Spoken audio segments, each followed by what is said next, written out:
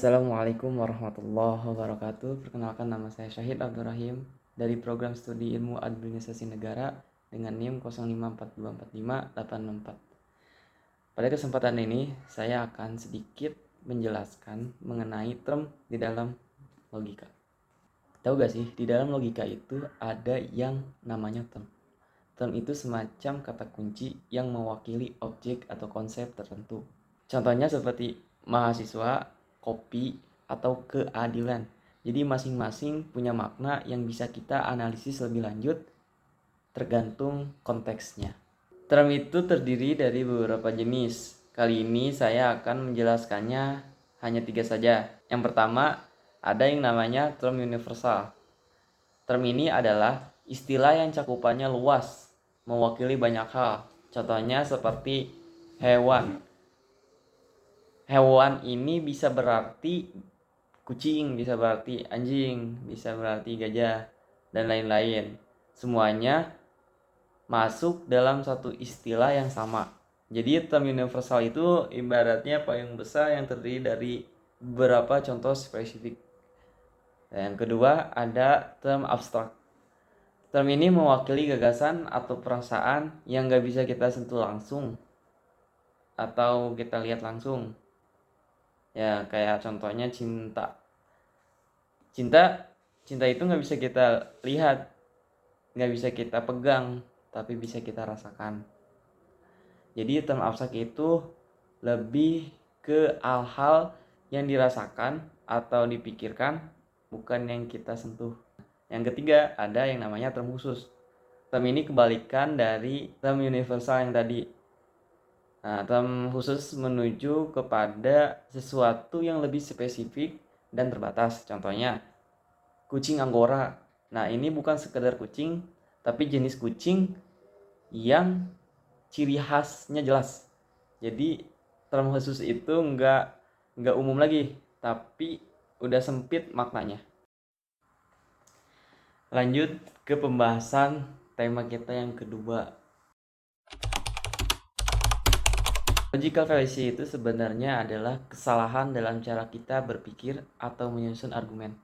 Jadi kelihatannya masuk akal, tapi kalau dipikir-pikir lagi ternyata menyesatkan. Contohnya kayak, kalau kamu nggak dukung kebijakan ini, berarti kamu anti pemerintah. Nah, ini adalah contoh logical fallacy karena seolah-olah cuma ada dua pilihan, padahal kenyataannya nggak sesempit itu.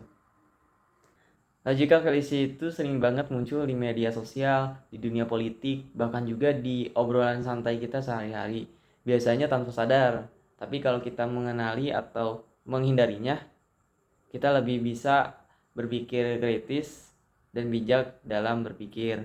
Sekarang kita akan membahas beberapa contoh atau bentuk logical fallacy yang sering banget muncul di sekitar kita. Yang pertama ada yang namanya ad hominem. Nah, ad hominem ini menyerang orangnya, bukan argumennya. Ini tuh tipe sesat pikir yang nyerang pribadi orang, bukan argumen yang disampaikannya. Contoh,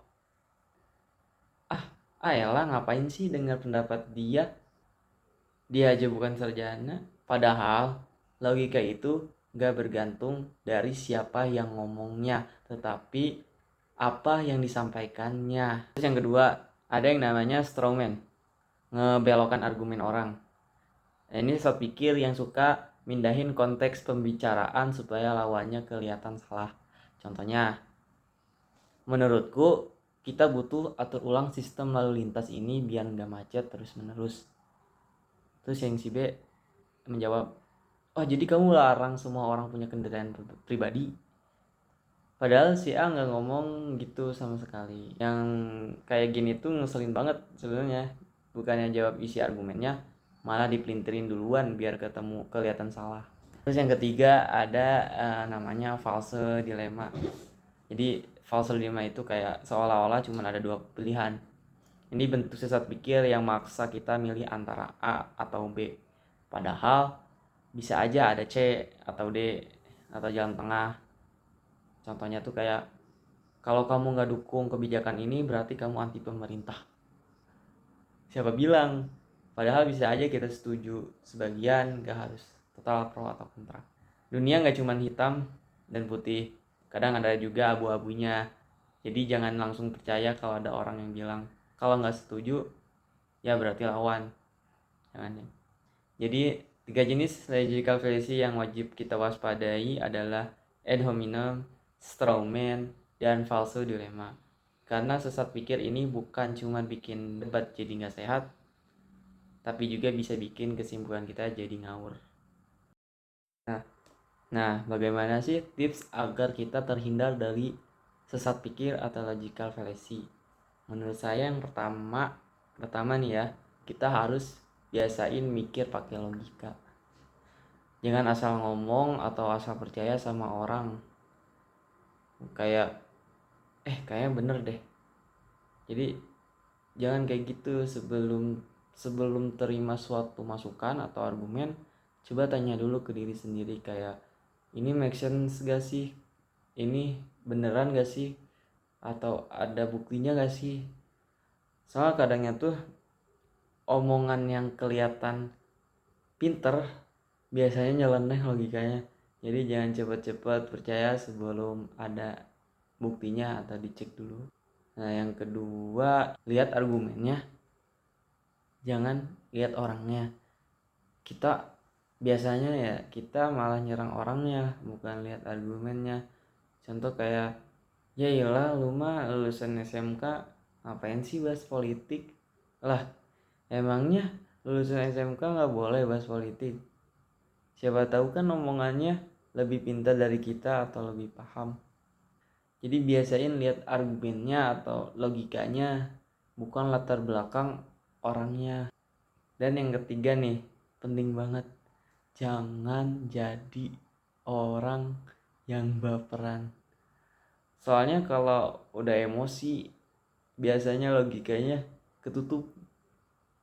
Padahal bisa jadi lawan bicara kita gak bermaksud menyerang kita, cuman ngajak diskusi biasa aja. Jadi sebelum jawab, alangkah baiknya tarik nafas dulu, tenangin diri dulu, baru kasih respon yang logis. Nah, itu tadi 3 tips dari saya biar kita gak gampang kejebak sesat pikir. Intinya sih biasain mikir kritis, jangan gampang baper, dan nilai argumen dari isinya, bukan dari siapa yang ngomong. Biar kita bisa jadi pribadi yang lebih cerdas dan gak gampang dikibulin omongan ngawur. Sekian penjelasan singkat dari saya mengenai modul logika tugas 1 logika Universitas Terbuka. Sekian, mohon maaf atas segala kekurangannya. Akhir kata saya tutup. Wassalamualaikum warahmatullahi wabarakatuh.